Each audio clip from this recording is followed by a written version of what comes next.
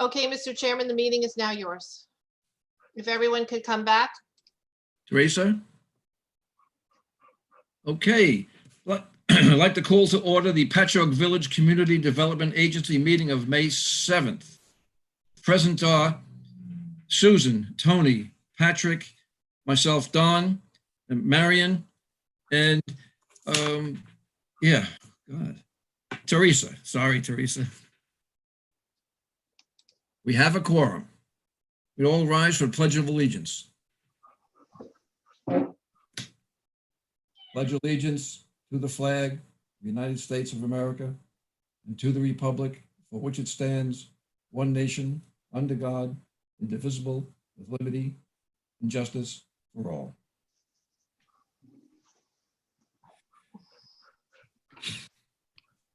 Okay, here we are in this strange environment again. Be great if we don't have to do this again, but unfortunately, I suspect we will. I'm going to seek approval for the minutes of the March 5th and April 2nd meeting. Are there any changes to be made on the March 5th meeting?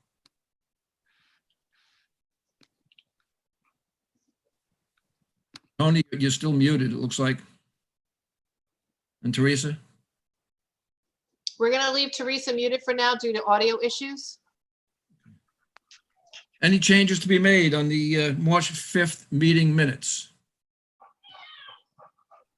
Guess not. Nope. A motion to approve the minutes of the March 5th meeting as written. Motion. Second motion? Second. And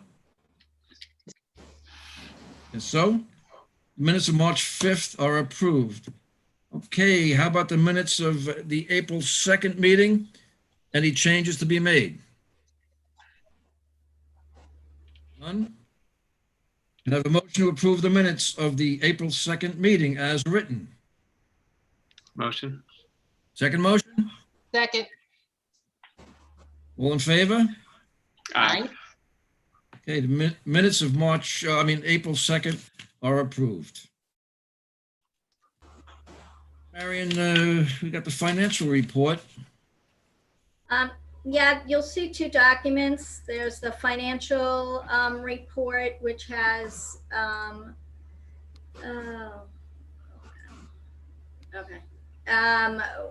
which shows the number of housing assistance payments, the checks that were written, and the community development block grant accounts that were paid.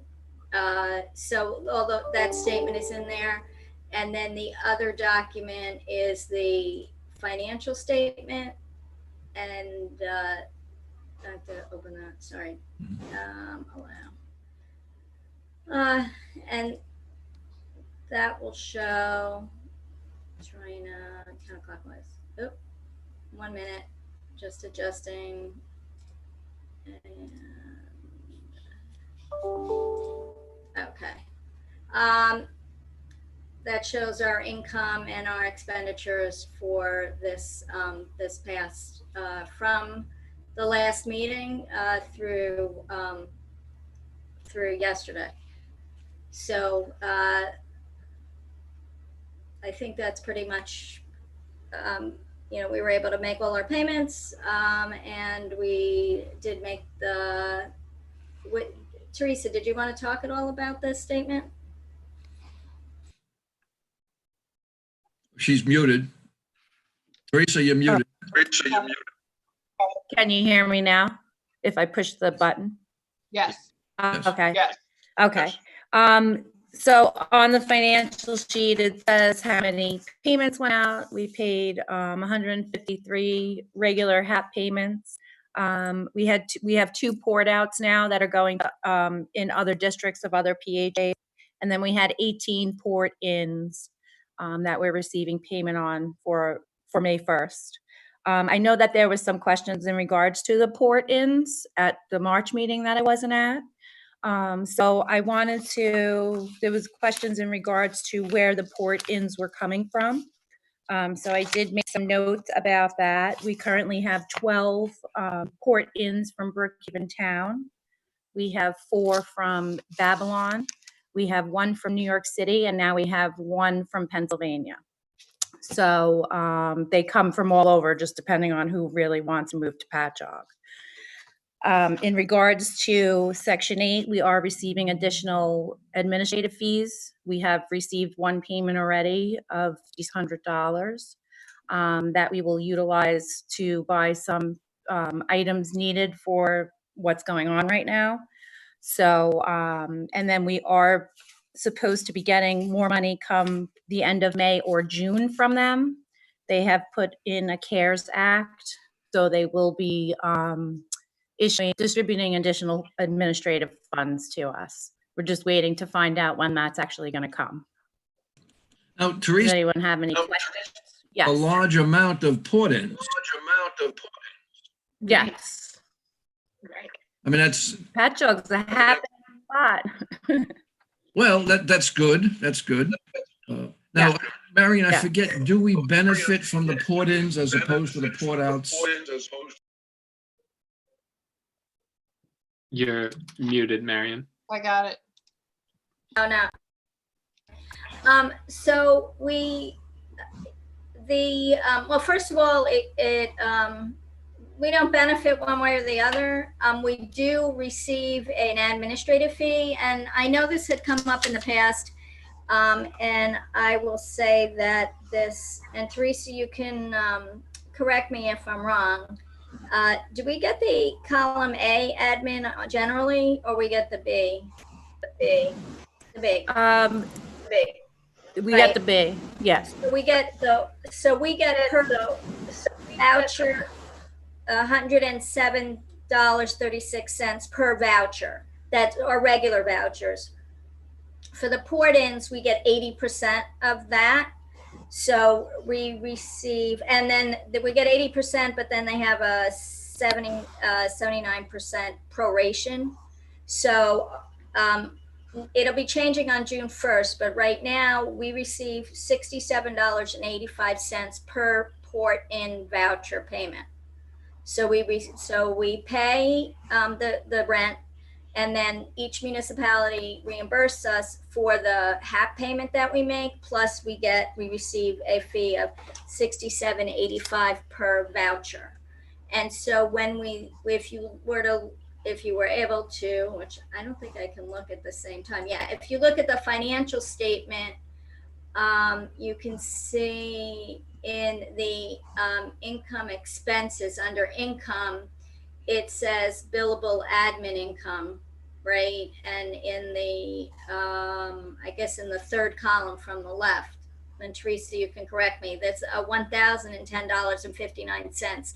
That's the income we received for the port-in vouchers for our administrative costs. So I'm just Myself. Thank Yes, you. that's No. correct. Thank you. Just out of curiosity, where did they come from? It's not, it's nice that they want to come here. Yeah. They've come from Brookhaven, Babylon, New York City, and Pennsylvania at this point. So what happened is, it seems like because of the way the village is set up, it's very convenient for older individuals that don't drive. And so they want to come, everything's in walking distance. So Patchogue is a very desirable place for some of these people. And us, Exactly. They want to be a part of it too. And that's really what it comes down to, because we do get calls a lot about the availability of apartments within the village, which is very hard to come by. People that aren't on Section 8, they want to move to Patchogue. So I'm sorry, could I be excused for 1 minute? My grandkids, my son, my granddaughter here, as I drive by, I just want to stick my head out the window. I'll just be back in a minute, half a minute. So does anyone else have questions? Hi, Tony. We're getting all these port-ins right now because we hadn't before, had we? We've ranged anywhere from between, I would say 14 was the lowest that I've experienced since I've been here. We do have a few more within the last couple of months that have been coming in. We haven't absorbed anybody because we have vouchers out there. Right. So Yeah, so instead of absorbing, we're hoping that our new voucher people will voucher up. Unfortunately, that's not really happening right now. It's I'm back. until all this is over. There he is. Oh.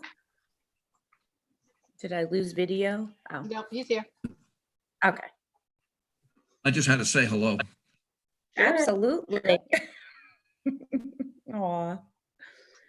Did anyone else have any other questions? No, I reviewed the checks and such, so I approved them. I don't Okay. know if we'll have to sign something eventually, but Yes, I have the report. So be ready to sign things when we can finally be together again. okay. Okay. Next topic, the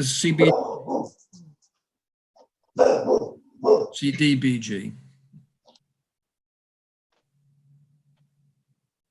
Marion, you mute. Yes, so at this point, I don't have, haven't moved forward with any projects, although I think, now that the response to COVID-19 is kind of moving along a little bit better regarding the co-ed, I think I can go back to looking, at that so we can start spending the money. We did receive notification from the town of Brookhaven that, and I included a copy of their funding notice, that they've received additional funds from, they're receiving additional funds from HUD for, they're receiving an additional $1.3 million for community development block grants that's specifically for the COVID-19 response. And those monies can be used for public services, which at this point has a pretty broad description, which would be if anybody needs additional funding. Well, it's to prevent, respond, and thank you, Susan. You're It's welcome. prevent, respond, and prepare for COVID-19. And some of the recommendations would be, the Allison Carpy from the town did recommend that I let the ambulance company know that they could buy equipment to do sanitizing of the ambulances. Apparently there's a machine that they can buy that can spray the inside.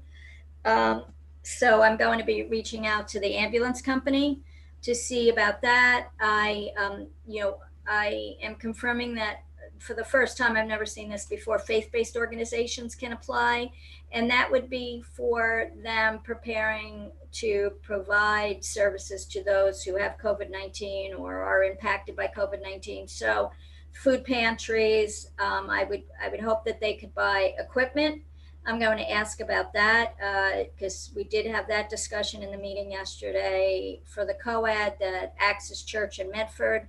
They stood up a food pantry, but they can't take certain perishables because they need to get the perishable. Sometimes they'll be given the perishables or donate the perishables prior to the day then they distribute, which is Saturdays. So we're hoping that that's an option.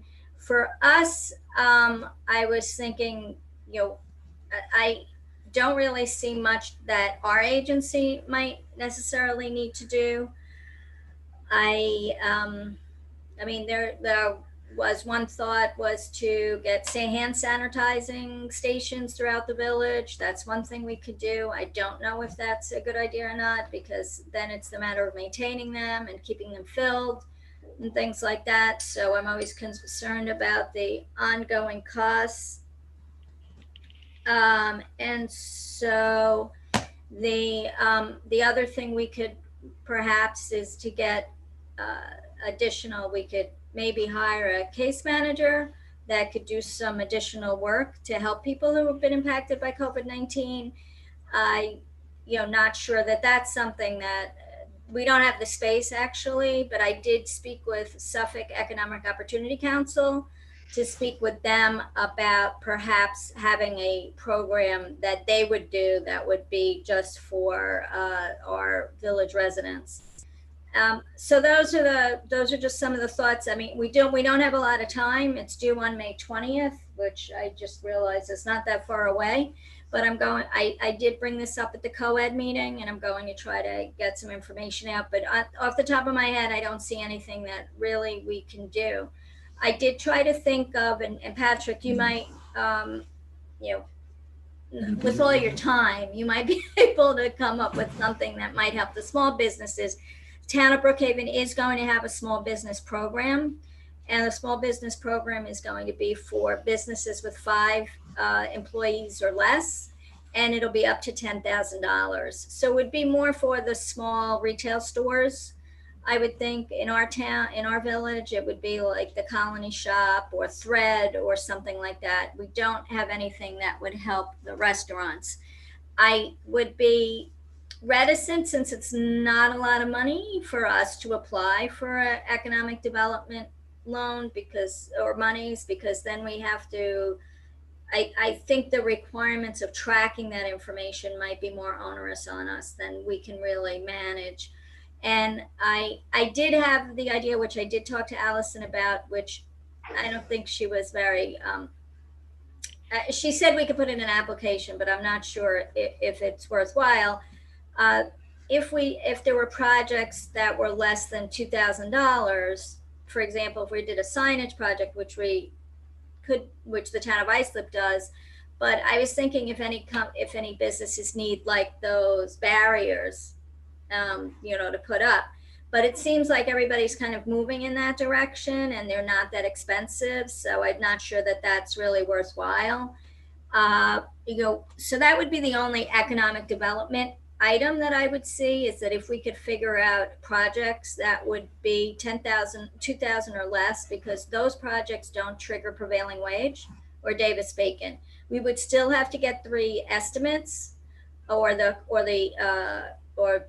whoever was awarded the grant would have to get 3 estimates, and we'd still have to go through some paperwork and requirements. So again, not sure if it's worth the level of work we would have to do that project, but that would be the only kind of ideas I had that we could do. I think more likely I would be working with entities within the village itself to help them figure out how to file an application, and then maybe have Teresa do more work as far as explaining to them how it works. And maybe I may be able to talk to them about getting additional, maybe getting public service money to provide that support, right, to grantees. I don't know if the town of Brookhaven would go for that, but that is one thing, because if Teresa is going to be doing that work, then we should be able to, we have to figure out a way to pay for that, except out of our own admin money. So I think it would depend on how many applications, and they may not even want to fund us for that, because they're going to be receiving the applications and managing them. So I'm really kind of at a loss of how we can actually key into this money. I just think it's more helpful for other organizations within the village. Spending money for education. The big concern is, as the weather gets nicer, the requirements loosen up a little bit. A second wave coming that's going to be almost as bad as the first one, and a lot of people without maybe the TVs, without the internet. Should there be a project to try to get education out, like you said, signage possibly, to help assure that we maintain social distancing and whatever else may be necessary? Yeah, that's an interesting thought. You mean like rent, like one of those roadside signs that kind of would be able to provide information in key places, so that we would remind people to, social distancing, or put on information about where you can call to get help or things like that? Or down at the parks. I know there's signs now, to maintain social distancing. Maybe something along those lines. It was just an idea. Something like that might be helpful, like down at Mascot Dock. There's so many people that go down there. Well, no doubt. And but there is a sign as you go in, and also at the end of the dock. anything could help, I'm sure. Yeah, I mean, I think for something like that, because the village has its own sign making machine, that if, maybe that's something Susan can bring up at the board meeting, or maybe talk to Joe Keys. If the village feels that we need additional signage, that would be a way. Place several signs around the village already, but if you know of a particular place that you feel is not covered, definitely let me know and I will make sure that it gets done. Okay. I do wish we could use some of the money to purchase computers for the students or buy hotspots, but it's always, again, the cost of maintaining those hotspots. Like, I was just thinking, if you get the Verizon hotspots, right, they have those, but then there's the monthly fee to maintain those, and how would that work, and how would you track them, and how would you know that it went to that student? And so, and that would be the problem with using community development block grant funds, because they're very stringent about their documentation. So I had thought about that, but that's not really workable for that. I would think it's more for the food pantries to get food. I would think it's for the human services agencies to be able to hire additional staff to provide case management. I think the school district is overwhelmed with case management responsibilities. So that's one area that I feel that I would be willing to do an application, but I would want to do it along with a nonprofit that already has a case manager and can manage that kind of program. We have done that in our office before, but now with the changes in our staff, we won't have a place for that person to sit, to have a desk. So that's where we run into a problem. So, well, can that be done remotely? Yeah, you know what? We probably could maybe do that remotely. So I thought I would talk to Suffolk Economic Opportunity Council, but I certainly could also talk to Patchogue Medford Youth and Community Services, which already works with the students. I think we don't know if the federal government through FEMA is going to provide case management. That's one of the things that the nonprofits are pushing for, as they did after Sandy. There's case management, and those case managers were the ones that helped all the victim of Sandy access resources and provide support. At this point, New York State has not asked for that money. And they're not sure that FEMA is going to come out with that money because it's across the nation, and how much money do they have? But that's something that New York State, the governor, has not asked for. So that's one thing we're hoping for. The other thing would be individual assistance.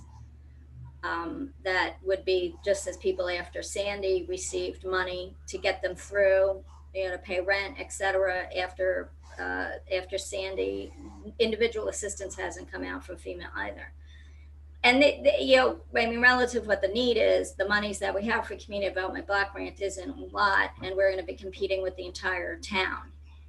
We didn't get our own allocation from the town as we do every year. I had thought that they might give us an allocation, but apparently they chose just to handle it themselves, which is fine. So I don't know. I guess we have to put on our thinking caps. Maybe we could email back and forth if individuals have an idea. And I can say that HUD has not been very helpful with giving direction. We've been on calls 2 weeks in a row with a HUD representative regarding the CDBG funds.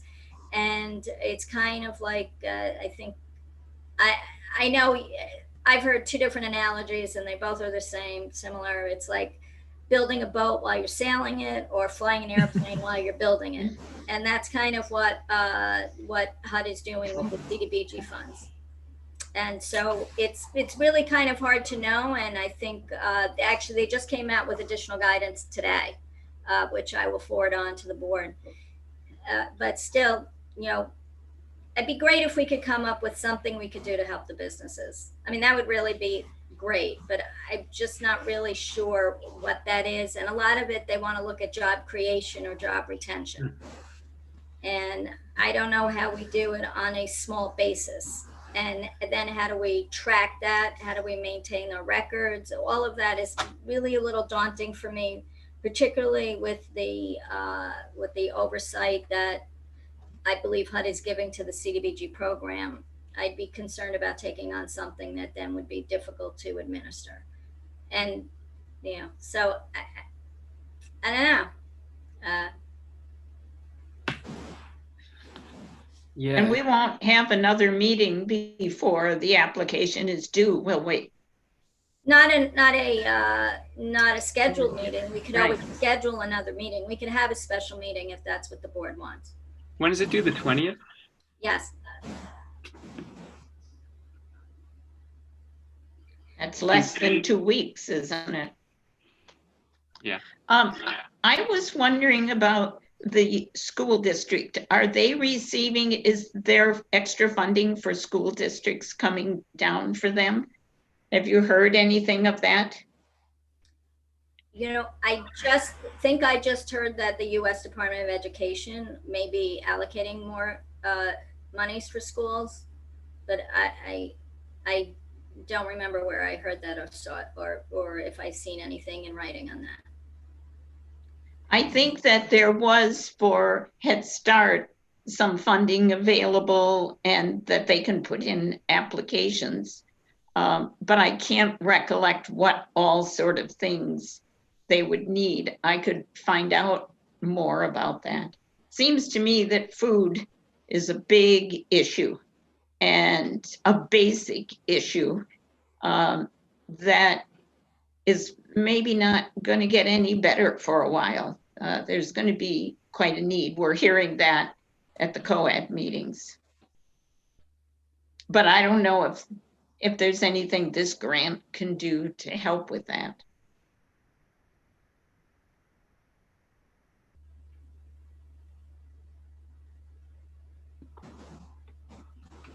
Marion, did you say that food could be purchased with those funds? Yes. Not? It can Yes, be. they can be purchased. Any estimate on what would be, you may have mentioned it, but what maybe would be available to us through Brookhaven for that grant? No, I would have to, I think it's a competitive grant, and I would assume that I'm waiting, because out of that community development block grant is going to come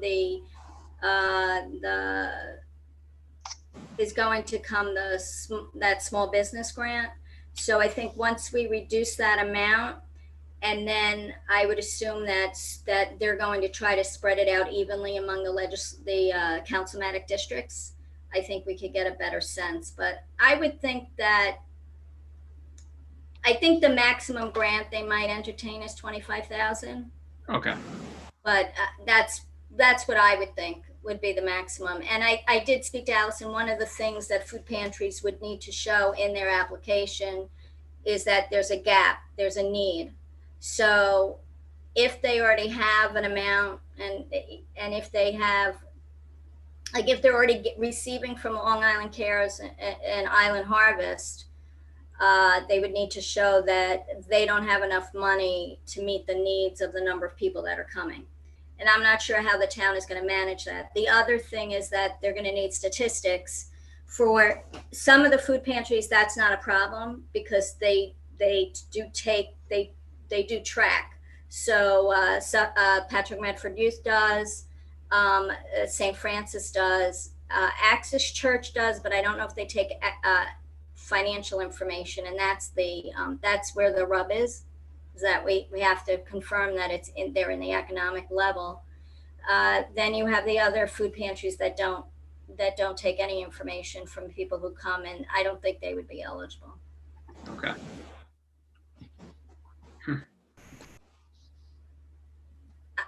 Okay, shall we move on? Yeah, and lastly, I'm just going to mention the Emergency Solutions Grant. We're not applying for that either. That is the grant that we've in the past, they usually get one every year. Some agency on Long Island gets, and that's for those individuals who apply to Department of Social Services. It's to prevent homelessness.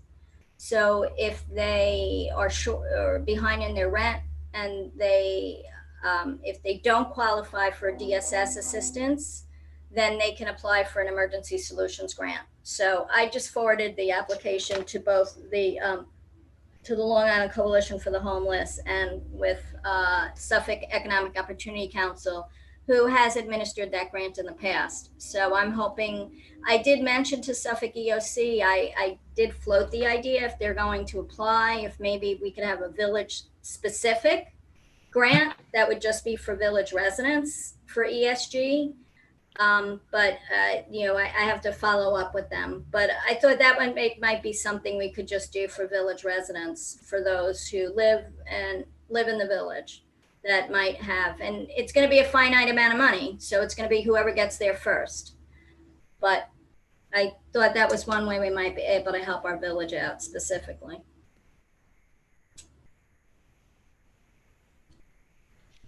All righty. What about the housing choice voucher program? I think that was the one that Teresa talked about, which is we received, you'll see in your attachments, we received the additional award of CARES funding. So we're receiving an additional $35,452 in administrative fees. So that's equal to about 2 months in admin costs. And those funds can be used towards those same things, anything to prevent, respond, or prepare for COVID-19. And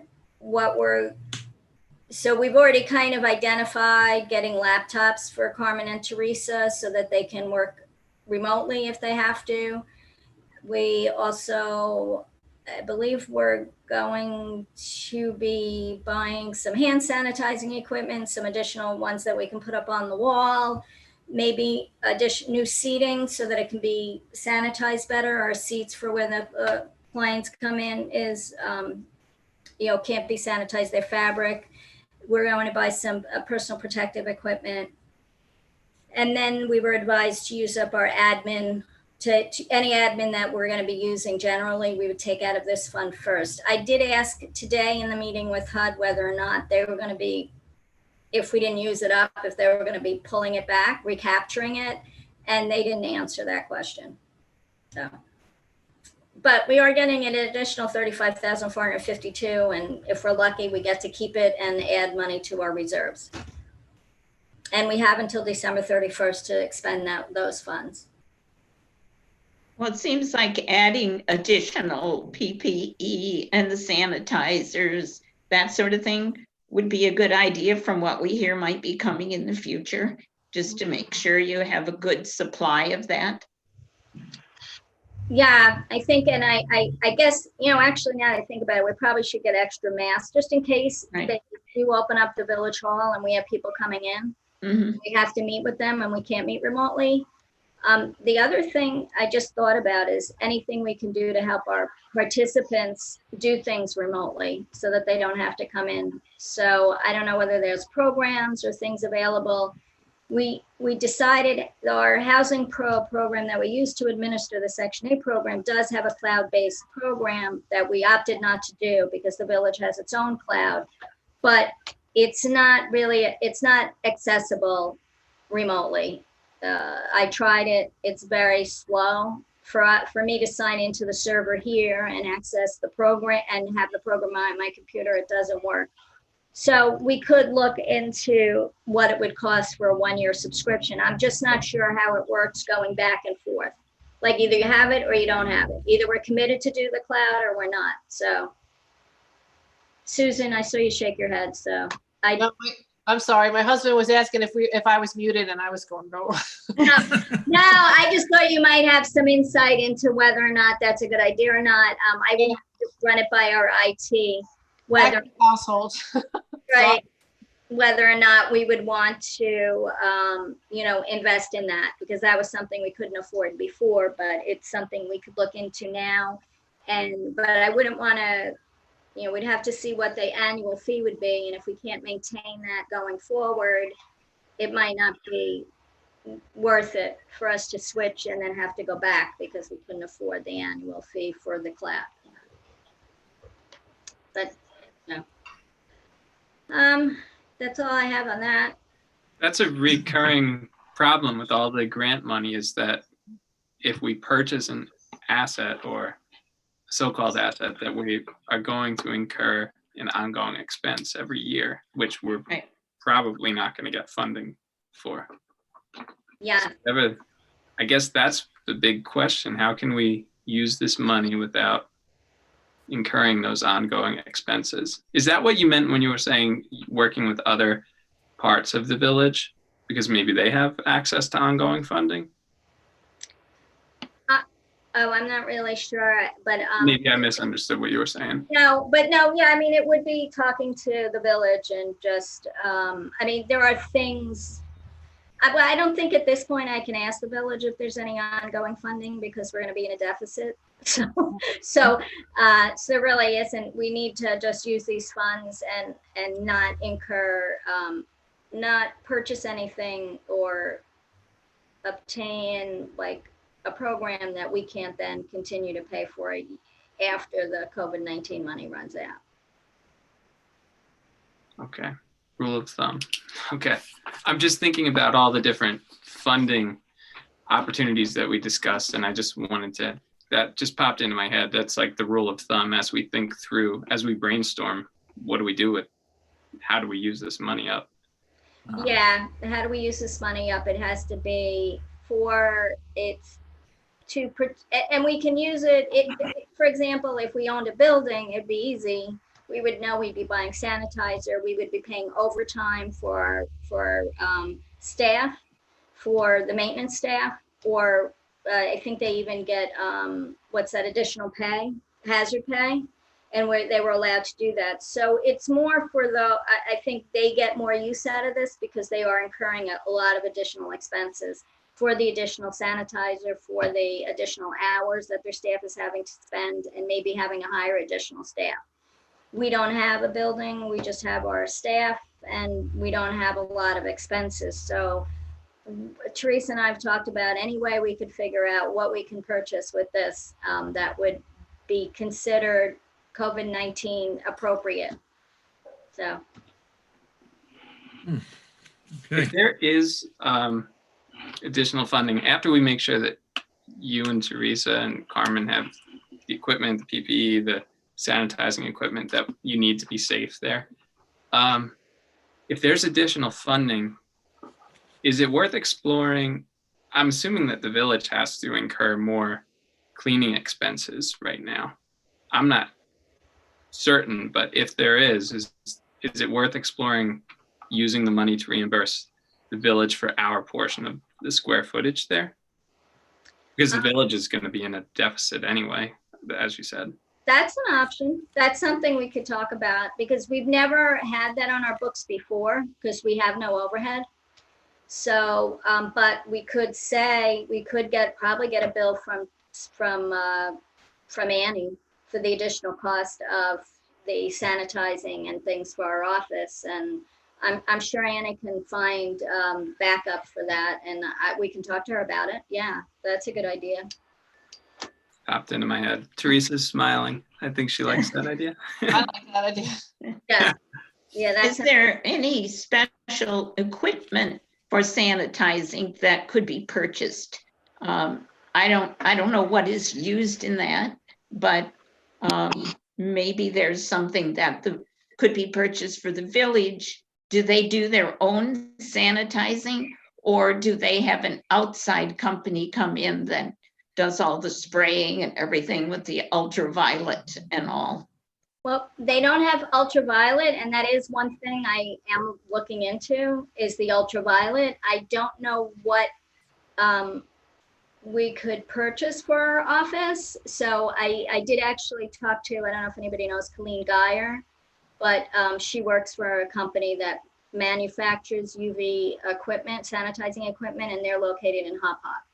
So I just need to look at what their products are and then see what would be appropriate for our office. I know there is one item that that can go into the air duct that can then, as the air is circulated, it can kill the viruses and other things. I know there is a machine that they can use that comes in at night and will UV the office.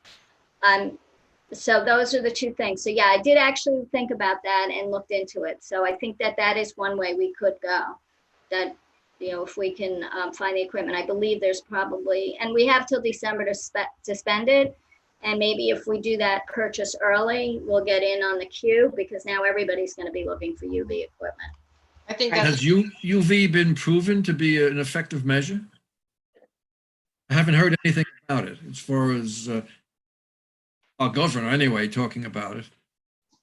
You know, you see a lot of people spraying. They have machines that spray liquids and vaporize it into the atmosphere. Heard anything about UV?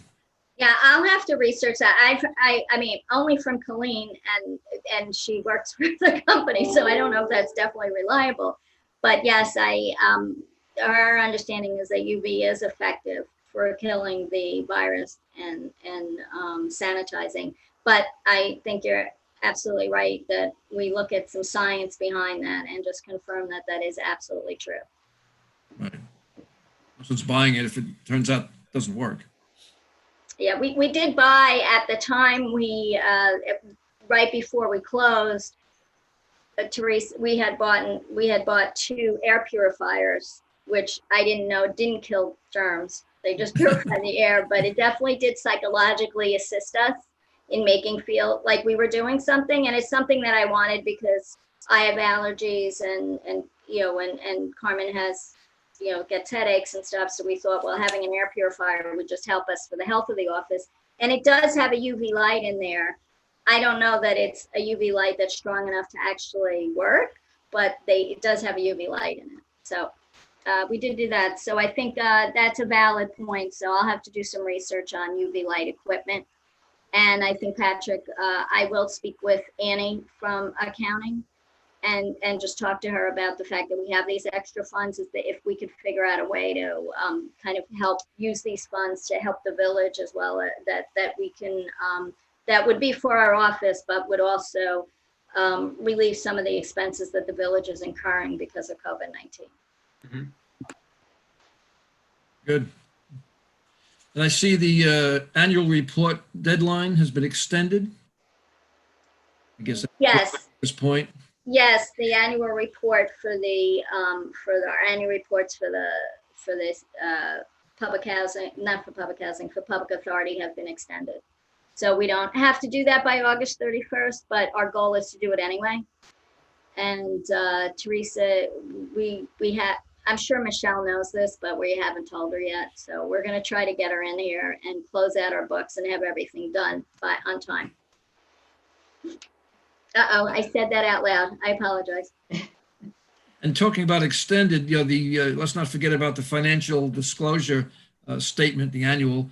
That's been extended, but it's very easy to get buried in emails and we'll forget about it. But that's due August 15th, so we have plenty of time. Don't want to forget about it. Right. Would that be mailed to us? I forget what they usually do. We used to get a hard copy mail, but now it was just emailed. Okay. I'll take a look for that and make sure I got it. It had to be filled in, though. It came in the email, but we couldn't. I think we could fill it in online, but we still have to get it notarized. Okay. I am a notary, so if anyone needs it notarized, we'll social distance and I'll notarize it for you. Okay. Me too, but yeah. Oh, that's good to know, Susan. I didn't know you were a notary. We can notarize each other's. Yeah. You can't notarize yourself for yourself, can you? No. Unethical. Right. Do we have any additional business to discuss? Sounds like no. No. Can I have a motion to adjourn? Motion. A second Second. motion? Second. Okay, this meeting is adjourned and it's, I don't know what time.